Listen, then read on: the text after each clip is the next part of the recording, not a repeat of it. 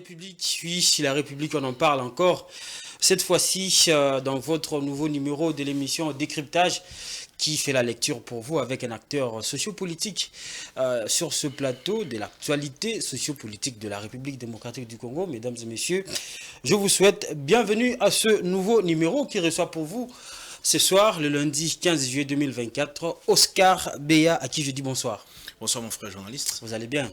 Ah non, ça va très bien, malgré la conjoncture de notre pays, mais ça va. On va prendre directement l'actualité. La polémique va dans tous les sens depuis la prise de parole de Corneille Nangaa pendant la célébration eucharistique du dimanche 14 juillet 2024 dans l'église paroissiale de Rutshuru au Nord Kivu, la CENCO, conférence épiscopale nationale du Congo, confirme dans son communiqué de presse qu'elle a suivi ce dernier sur les réseaux sociaux, loin d'être l'expression d'un soutien, l'Église catholique, à la rébellion.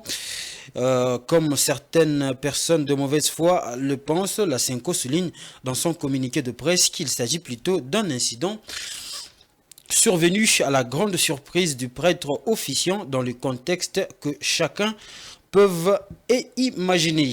Et puis on va prendre cette actualité. L'artiste musicien Koffi Olomide est attendu ce lundi 15 juillet au parquet général près la Cour de cassation. Cette conversation intervient bien après son audition, cette convocation intervient bien après son invitation au CESAC, Conseil supérieur de l'audiovisuel et de la communication, le jeudi 11 juillet courant, d'après la coalition Lamuka qui a commenté aussi cette information. Cette convocation démontre la dérive dictatoriale sous le règne de Tshisekedi par le biais de Prince Epenge, l'un des cadres de la coalition. La plateforme politique dirigée par l'opposant Martin Fayulu promet de faire barrage à ce qu'elle considère comme une entrave aux droits et libertés des Congolais.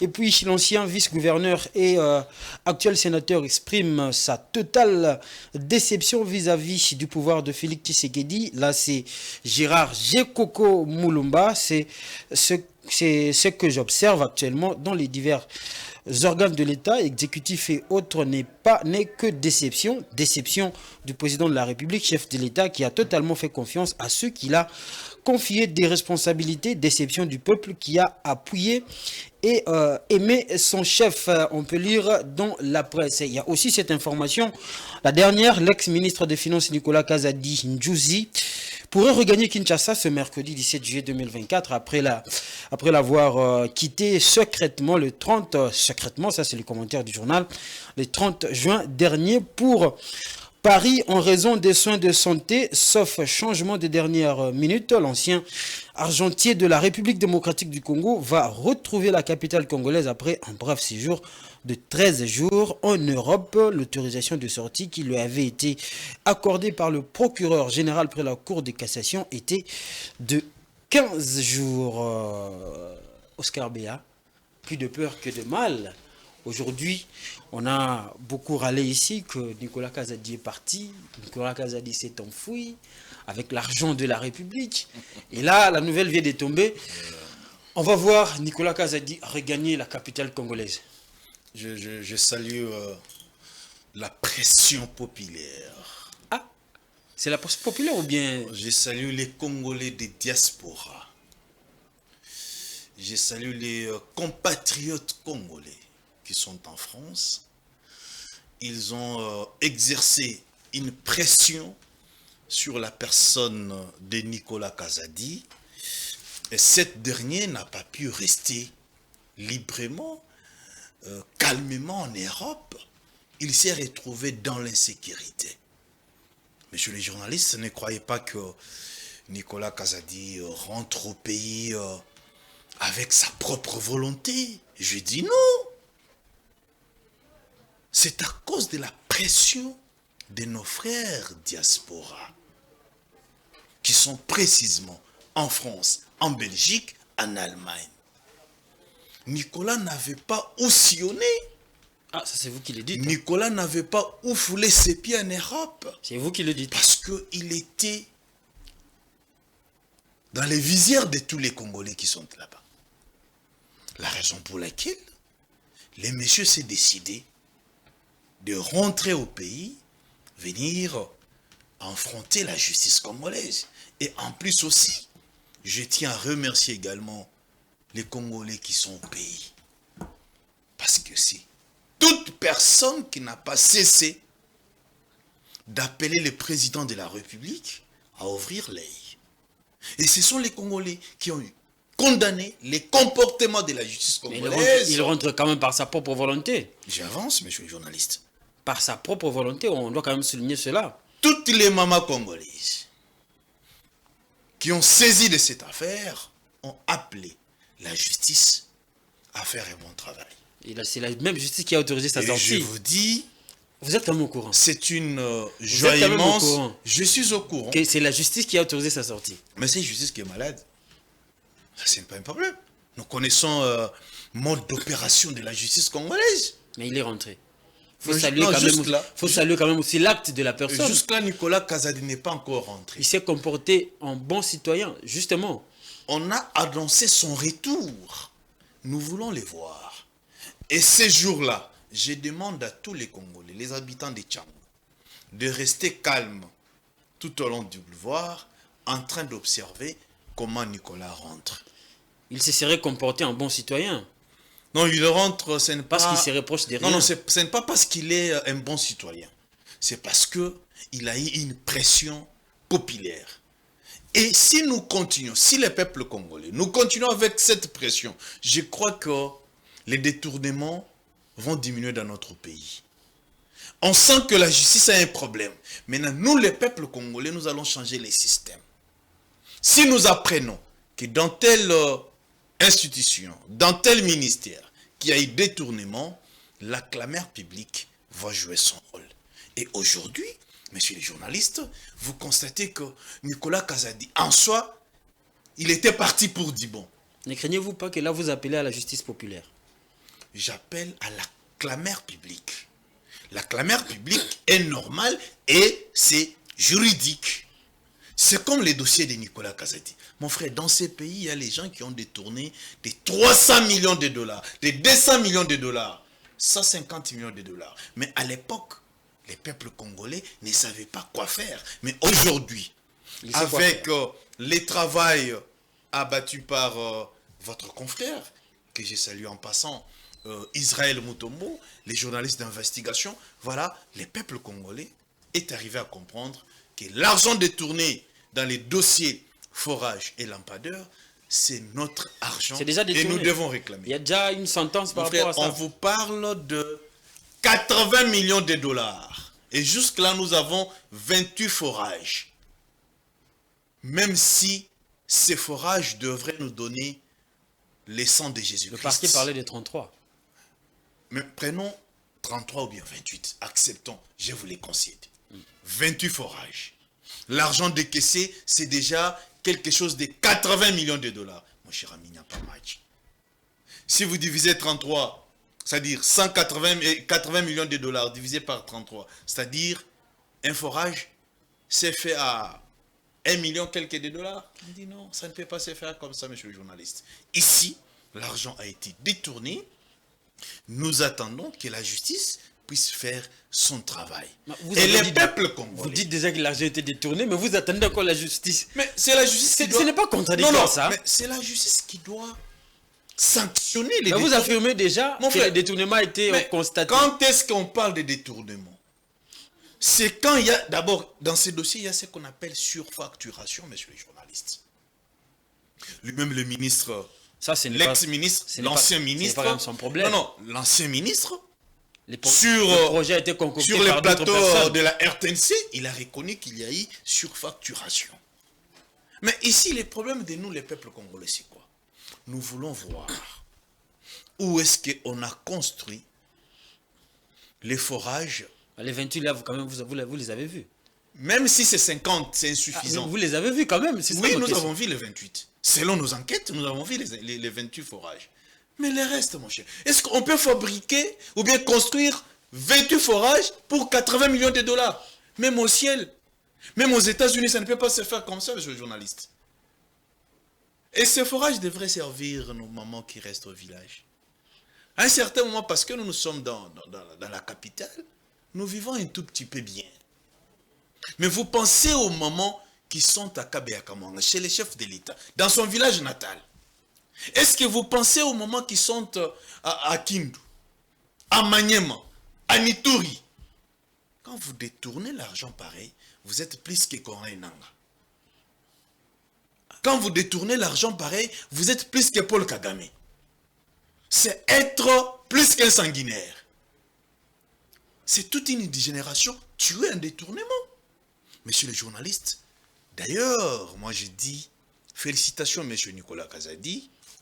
Il faut saluer là. Tu as pris l'initiative de rentrer. S'il rentrait. Oui, parce que c'est encore au conditionnel, hypothétique. Ce n'est que l'annonce. Mais si il rentre au pays, monsieur Nicolas Kazadi, félicitations.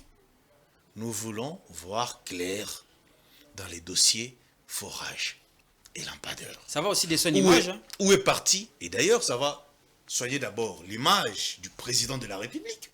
Les retours de Nicolas. Qu'est-ce qu'il a à voir le président de la République? Attendez, je suis en train d'avancer. Qu'est-ce qu'il a à voir le chef de l'État? Laissez quand même les locataires de la cité de l'Union africaine rester un tout petit peu calmes. Il a donné des responsabilités à des personnalités que nous connaissons, des personnalités qui devraient avoir cette probité morale de pouvoir gérer. Et encore, il faut dire qu'en ce moment ici, personne ne peut dire voilà, l'argent a été détourné de telle manière, a passé dans tel circuit.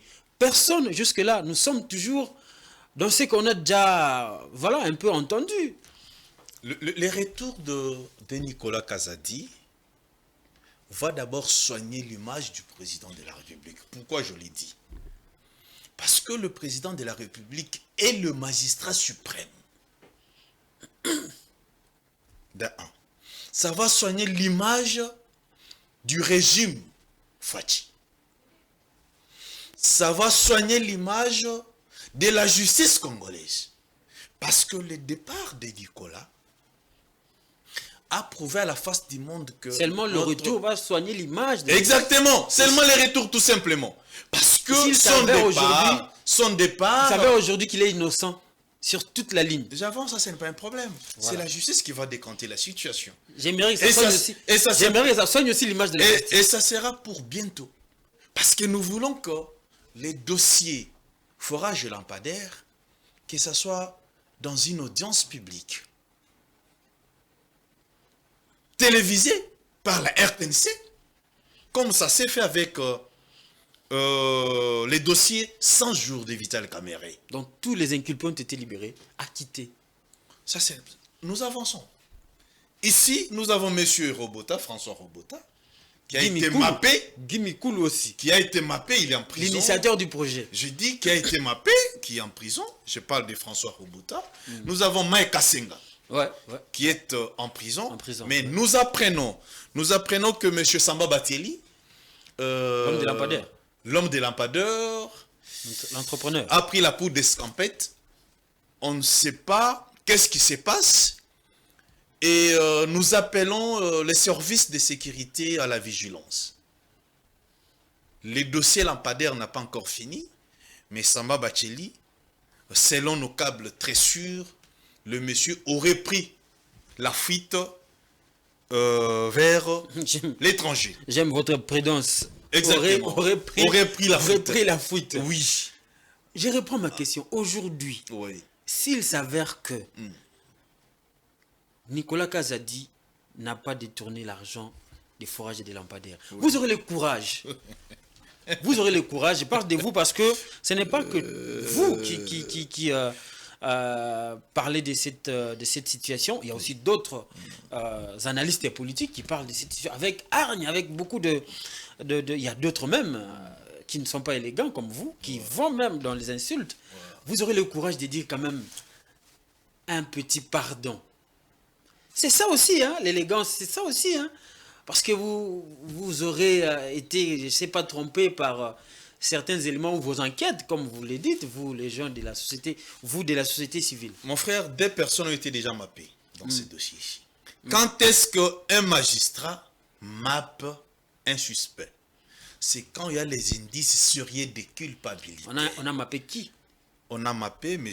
François Robota. Ce sont des personnes sur qui est en prison. Sur qui les indices sérieux on a mappé M. Mike Kassinga est en prison. Ouais. Et aussi normalement, M. Nicolas Kazadi. Normalement comment? Je dis, normalement, M. Nicolas Kazadi devrait être aussi mappé. C'est ça où on parle de l'acharnement. Mais, par magie politique, le monsieur s'est retrouvé en dehors de notre pays. Gloire à Dieu, il rentre. Et je crois 48 heures après, lui aussi sera mappé. C'est que vous croyez? Non, mais parce qu'il est suspect. Il est aussi cité dans ces dossiers ici. C'est lui qui a décaissé l'argent. C'est lui qui était le premier gérant de la République. Non, pas le premier gérant. Non, j'ai dit le premier gérant financier. Le concepteur du projet. Non, je suis en train de parler. Monsieur Nicolas Kazadi. C'est lui qui a gagné les marchés. Oui. C'est aussi une autre entité. Oui. Une autre entité. Oui.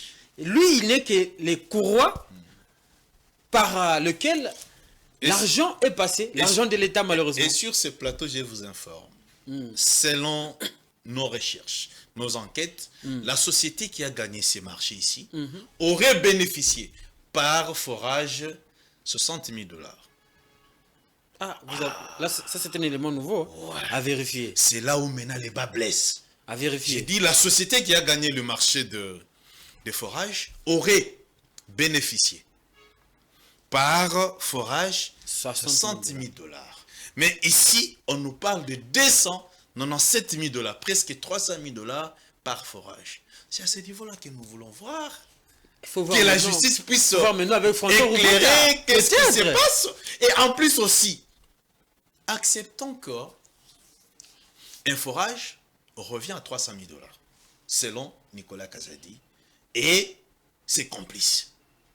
Mais quand on ne parle pas seulement des forages, là aussi on a un problème de concept. On parle de stations, de distribution d'eau.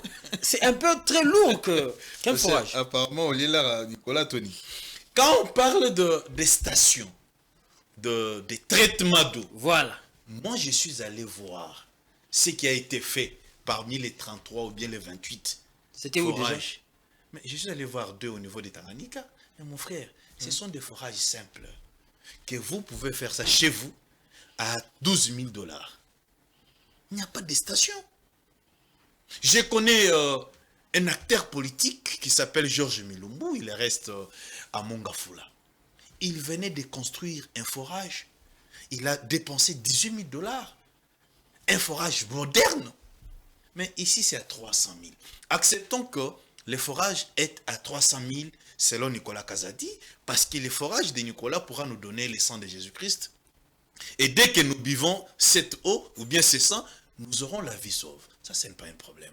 Mais quand vous prenez 300 000 divisé par 80 millions de $, on peut avoir combien de forages? Mais jusque-là, nous avons moins de 30 forages. Monsieur les journalistes, nous devons nous taire. Parce qu'il est Nicolas Kazadi, parce qu'il est de Miabi, ou bien parce qu'il est de l'IDPS. Nous disons non. Cet argent, ce n'est pas l'argent de l'IDPS, c'est l'argent de tous les Congolais.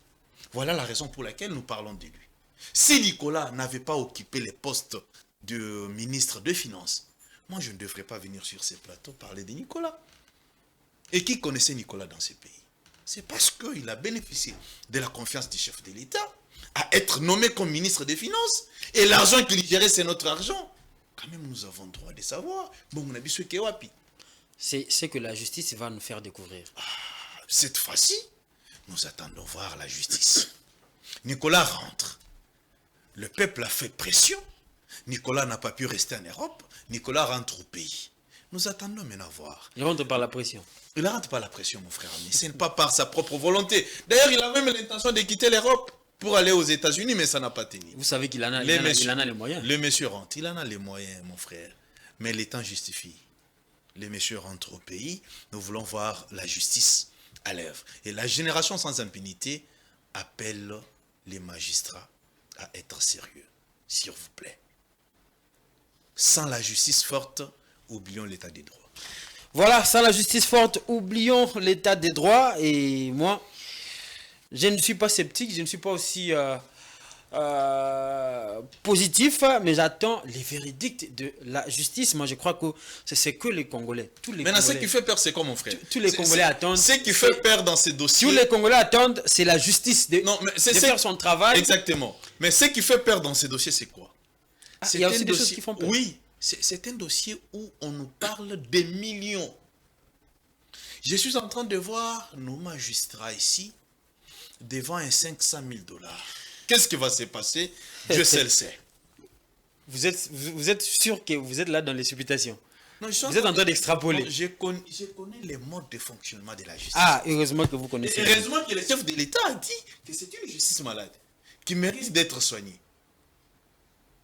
Ce n'est pas moi qui ai dit ça, c'est le chef de l'État, le commandant suprême, le magistrat suprême. La justice est malade. Alors qu'est-ce que vous voulez? Nous les petits peuples que nous sommes. Mais nous voulons que cette justice puisse quand même faire un bon travail. Voilà. Nous sentons que sans la justice, même le chef de l'État va échouer lamentablement. Il a déjà fait 5 ans. Hein? Ouais. Voilà, Oscar Béard. Là, on parlait justement de la question du dossier forage. Quid du retour de Nicolas Kazadi, alors que d'autres, on va dire, d'autres personnes ou personnalités suspectées sur ce dossier sont mappées, c'est-à-dire sont mises sous détention provisoire à la prison centrale des Makala. On va parler politique. Politique, c'est aussi tous les mouvements qui se constatent au sein de l'Union sacrée de la nation, tous les soubresauts qui se constatent au sein de l'UDPS, parti présidentiel. Oscar Béa n'est pas de l'UDPS, mais il est quand même de l'Union sacrée. L'UDPS, c'est le partenaire de l'ACP, son parti. Et dites-nous d'abord, comment va votre parti? Les stades, on ne verra plus l'épopée du stade des martyrs. Hein? Ah oui. Ça ne verra plus les jours. Notre parti, les partis des Quinois, les partis des Congolais, les partis les plus sérieux de la République. Là, je parle de l'Alliance des Congolais progressistes, l'ACP en sigle. Parti cher à l'autorité Jean-Tini Ngobila-Mbaka. Le sénateur Jean-Tini Ngobila-Mbaka. Notre parti va très bien, va très bien. Tout est calme. Nous sommes en train de nous préparer pour des grandes manifestations, des grandes adhésions. Vous savez que nous sommes l'unique parti de 2 ans, mais nous avons eu des députés nationaux, des députés provinciaux, des sénateurs et pourquoi pas des conseils communaux. Jean-Tini Ngobila est à féliciter et surtout qu'il reste fidèle au président de la République malgré les injustices. Vous savez qu'il doit être l'unique personne qui a subi une injustice au sein de l'Union sacrée. Une injustice... Mais les injustices... Je ne dirais pas tribale. Je dirais une injustice... Bahati Lukwebo parle des injustices. Même Eliezer Ntamoué parle des injustices. Non, vous savez, Bahati Lukwebo quand même est représenté dans certaines institutions de la République, dans certains postes. AFDC est là. Mais là, CP, je vous dis, nous sommes nulle part. Messieurs les journalistes, nous avons 12 députés nationaux. J'ai dit 12 députés nationaux. On devrait avoir même un poste ministériel. Rien au niveau national, messieurs les journalistes. Nous descendons au niveau provincial, ici dans la capitale. L'ACP n'a pas moins de 10 députés provinciaux. Sur 47. Sur 47. Mais mon frère, normalement, on devrait récupérer même le vice-gouverneur. Rien n'a été fait. Même les bureaux de l'APK. Aucun membre de l'ACP, mon cher ami. Est-ce que vous trouvez ça normal? Mais Jean-Tini Ngobila nous a dit, nous sommes en politique. Vous n'êtes pas fort dans les négociations ou quoi? Non, est-ce qu'il y a à négocier? Il n'y a pas à négocier. Ce qui compte en politique, c'est les poids politiques. L'ACP, c'est les poids politiques. On se met toujours autour d'une table pour parler. Si vous êtes peut-être absent, bon. Mais mon frère, ici, moi, je parle des poids politiques à l'ACP au niveau de l'APK. Je parle des poids politiques à l'ACP au niveau du gouvernement central, non, au niveau du Parlement. Comme nous avons les 12 députés nationaux, l'ACP, normalement, ça dit, on ne demande pas quelque chose qu'on ne mérite pas. C'est de notre droit de mériter un poste ministériel. Mais ça n'a pas été le cas, monsieur le journaliste. Mais avec tout ce mouvement des cris à l'injustice et tout, mais on dit que vous déstabilisez les deuxièmes quinquennats du chef de l'État. On ne déstabilise pas. D'ailleurs, l'ACP parmi, avec son autorité morale, Chantini Ngobila, et parmi Il y a aussi d'autres les regroupements. partis qui ont soutenu. Je les ai cités ici. Les bâtis, Non, frère, vous déstabilisez comment vous trouvez, le deuxième quinquennat du chef de l'État. Comment vous trouvez anormal quand les gens réclament de leurs droits? Même c'est ça même l'état des droits. Vous voulez qu'on reste dans un camp, ou bien vous voulez qu'on change les camps? Ce qui n'est pas l'intention ni du professeur Batilou Kwebo, ni de l'autorité morale de l'ACP Chantini Ngobila Baka. Nous réclamons ce qui est normal. C'est comme un enfant dans la maison, il revient le soir, il trouve qu'on ne l'a pas laissé à manger. Cet enfant a droit de réclamer. Est-ce que si l'enfant réclame, il a mal fait? Non, c'est son droit. Et nous aussi, au sein de l'Union sacrée, nous réclamons notre part. Ça allait être une réclamation non motivée si on n'avait pas de députés. Mais l'ACP a 12 députés nationaux, mon frère. Nous méritons d'aller à la messe. Beaucoup de partis qui avaient ces nombres beaucoup de regroupements qui avaient ces nombres de députés nationaux. Mais ces partis-là ont été récompensés, mon frère. Il n'y a que l'ACP, un tout petit peu l'AFDC débattu le Kwebo, parce que quand même, l'AFDC, c'est une grande machine. Non, un tout petit peu dans le sens que il y a des postes qui ont été confiés à ces regroupements. Mais pour l'ACP, c'est zéro, c'est néant. Nous avons le droit de réclamer, mon cher, ce qui est normal. Vous ne craignez pas que ça déchire l'Union sacrée? Non, l'Union sacrée ne sera pas déchirée. Mais nous y allons. Mais il faut... Je viens de lire même une information ici avec Jekoko Mulumba, l'ancien vice-gouverneur de Kinshasa, qui parle aussi presque de la même situation de gestion des ambitions. Vous savez, Jekoko, est-ce que ce n'est pas parce qu'il n'est pas sorti gouverneur, parce qu'il avait l'intention, il avait les ambitions d'être gouverneur de la ville-province de Kinshasa? Est-ce que ce n'est pas parce qu'il n'était pas élu gouverneur? Qu'est-ce qu'il réclame, Jekoko? Jekoko il est de l'IDPS. Il a réclamé les désordres qui sont dans son parti. Mettre d'abord de l'ordre dans son parti. Je vois ce qu'il est en train de dire dans les réseaux sociaux, mais ce n'est pas normal. Ce n'est pas normal. Ce n'est pas normal. Je crois qu'il a... Vous avez dit pour vous c'est un droit. Lui aussi c'est un droit, c'est un Congolais. Qu'est-ce qu'il réclame? Pour nous c'est un droit parce que nous avons les députés. Mais qu'est-ce qu'il lui réclame? Il est député. Et je crois qu'il est aussi sénateur. Oui. Jekoko est sénateur. Les sénateurs. Mais il réclame encore quoi? Parce qu'il fait partie de l'IDPS. Qu'est-ce qu'il réclame? Je sens que peut-être le vieux est blessé, parce que son souci le plus ardent était de combattre Chantini Ngobila. Oh, comment son colistier? Comment ça? Son colistier, comment combattre un colistier? C'est impossible. Il a beaucoup combattu Chantini Ngobila, tout en étant gouverneur. C'est lui qui a sauvé Chantini Ngobila, qui n'avait plus de vice-gouverneur. Il croyait que... Chantini Ngobila était seul. Il croyait qu'il allait remplacer Chantini Ngobila à la tête de la ville. Il a fait dans quelques mois, mais il a fait des choses. Hein. On a vu quand même. Il a fait des choses. Kinshasa a bougé. Willery, Gambela. Ah bon? C'était rapide. Hein? Ce n'est pas comparé à ce que Chantini a fait. Chantini, pour moi, c'est un monument. On va pas parler du bilan. On va pas parler du bilan. Chantini a construit pas moins de 80 routes sur cette ville. Non, il faut parler de l'homme. Parce que Chantini est resté dans l'arsenal de notre pays. C'est très important. C'est un homme exceptionnel. Mais il y a aussi, pendant qu'on y est, on parle des crises au sein des partis et regroupements politiques, on parle aussi de la crise, ce qu'il y a au sein de l'UDPS. Comment vous comprenez ça? Mon frère, je dois être franc. Soyez franc, papa. Vous savez, les créateurs des désordres au sein de l'UDPS, même au sein de l'Union sacrée, c'est M. Kabouya. Ça c'est encore un sujet d'acharnement. Voilà. Si on osait seulement, nos frères de l'IDPS, nos camarades de l'IDPS, écarter Kabouya de la gestion de l'IDPS, même au sein de l'Union sacrée, il y aura de l'ordre. Vous savez qu'il a la bénédiction du chef. S'opposer à Kabouya, c'est s'opposer à son chef direct, Félix Tshisekedi. Ça dit autrement, c'est les chefs qui veulent ces désordres-là. Non, les décisions des chefs ne sont toujours pas comprises. Hein? Non. C'est-à-dire... Que vous ne comprenez pas vous comprenez pas les décisions du chef. Comme il a la bénédiction du chef, acceptons que c'est les chefs qui veulent ces désordres au sein du parti. Je ne crois pas. Est-ce qu'il y a des ordres? Il avait la bénédiction du chef. Je vous dis, il y a des désordres terribles au sein de l'Union sacrée, même au sein de l'UDPS. Hier, après culte, j'ai vu un ami, frère de l'UDPS, qui est venu me voir. Maître Oscar Lobelabiso, j'ai dit, qu'est-ce qui s'est passé?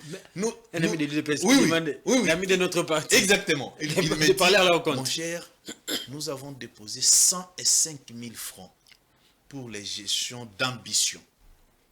Vous déposez votre dossier à la permanence du parti et les 105 000 francs.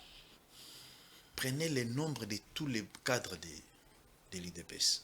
Jusqu'aujourd'hui, nous apprenons que ces dossiers-là n'ont jamais été traités. Voilà où les désordres au sein de l'UDPS. Ça, ce n'est pas quand même le désordre. C'est la frustration. J'avance, mon cher ami. Il est frustré, simplement. Ça fait partie du désordre. J'avance. Vous savez que la permanence de l'UDPS que vous voyez là, c'est ce que Papa Étienne Tshisekedi nous a laissé. Justement. 5 ans au pouvoir. Cette permanence n'a pas de toilettes appropriées. C'est manque de l'organisation. Ça, on va vérifier. Mais je vous dis, vous avez peur de croire ou quoi? Non, j'ai dit, moi, je vais vérifier. Moi, je suis journaliste. Comment j'ai peur de mon travail, vous me dites que j'ai peur? Je n'ai peur de rien. J'ai dit, ça, on va vérifier. Pourquoi les mots vérifier vous dérangent? Et c'est très honteux. Les mots de vérifier vous dérangent? Non, vous les journalistes, à un certain moment, vous avez peur de parler. Non. Et nous devons parler. Vous me donnez un élément, moi j'ai dit, je vais vérifier. Le parti IDPS, quand je parle de notre parti, parce que l'IDPS c'est comme maison mère. La plupart des personnes que vous voyez des partis, créer des partis viennent de l'IDPS. C'est pourquoi je parle de notre parti, de notre IDPS. Vous avez c'est comme des souches un patrimoine. Je vous dis vrai, c'est comme un patrimoine commun. Moi à l'époque j'étais proche de Jean-Marc Kabound. C'est comme un patrimoine commun de tous les Congolais. Je parle de l'IDPS. Vous savez que dans ces partis, depuis que Papa Étienne est parti, jusqu'à aujourd'hui, il n'y a jamais eu de carte. Aucun membre de l'IDPS. Même avant Papa Étienne, il n'y avait pas de carte. Même pendant que Papa Étienne était là. Prenons l'hypothèse. Donc, on va dire quoi? On va dire que le parti n'est pas organisé. Depuis Mais Papa. il y a les gens qui ont déposé l'argent des cartes. Ça fait plus de 8 ans. Ils n'ont jamais eu de cartes. Je parle de parti présidentiel. Regarde l'état de l'immeuble nous laissé par Étienne Tshisekedi en Mulumba. Avec la même peinture. Très bien, hein? On a mis des panneaux dehors. Jusqu'aujourd'hui. À l'intérieur, on a mis des cailloux. Et quand vous arrivez, moi je suis en train de comparer à l'époque de Joseph Kabila. Quand je passais au niveau des Batete, là où il y avait leur permanence, c'est différent de ce qu'ils sont en train de voir à l'IDPS. Devant notre permanence. Vous êtes au niveau de la forme. Non, des bâtisses. je suis en train d'avancer. Quand vous passez devant l'IDPS, vous sentez que des gens que vous voyez en train de prendre des chanvres. Ah, ça, c'est pas d'aujourd'hui. Oh, mais mon cher ami. Pas des chanvres, peut-être des cigarettes. Je parle des partis présidentiels. Ça date pas d'aujourd'hui. Je sais que ça vous fait mal, mais je t'en parle. Mais j'ai dit, mais vous savez quand même que ça date pas d'aujourd'hui. Mais est-ce que ça doit continuer? Non. Au sein de l'IDPS, il y a des compétents. Voilà l'immeuble. Voilà l'immeuble. Cet immeuble est laissé par les Sphinx. 6 ans après, 6 ans après, l'IDPS, Kabouya n'a pas pu construire l'autre siège pareil. Même démolir ça pour construire l'autre siège qui représente un parti présidentiel. Vous pensez que tout revient à Kabouya? Des décisions, des choix, des ambitions. Il est le secrétaire, c'est lui qui gère le parti au quotidien. Est-ce que vous comprenez ce que Kabouya représente? Au niveau de l'Union sacrée, on l'appelle le chef de file. À l'époque, c'est comme, je peux dire, Katoumba Mwanki ou bien Chadari. Mon cher ami, nous devons parler de notre patrimoine commun qui est en voie de disparition. Non, ce patrimoine-là, aujourd'hui, a plusieurs députés qu'hier. Ce patrimoine a plusieurs sénateurs qu'hier. Ce patrimoine a aujourd'hui plusieurs ministres qu'hier. Et je vous informe. C'est quand même le travail de celui-là. Et je vous informe. Sur ces plateaux ici, ce n'est pas le travail de Kabouya. Oh. Pourquoi ce qui est bien n'est pas de lui, ce qui est mauvais de lui? Chaque candidat avait sa base. Il a mené sa campagne. Et la plupart même des députés que vous nous citez là, c'est à cause de Kabouya que les partis a eu beaucoup de députés. Mon frère, la plupart de ces députés-là ne sont pas fils de l'UDPS.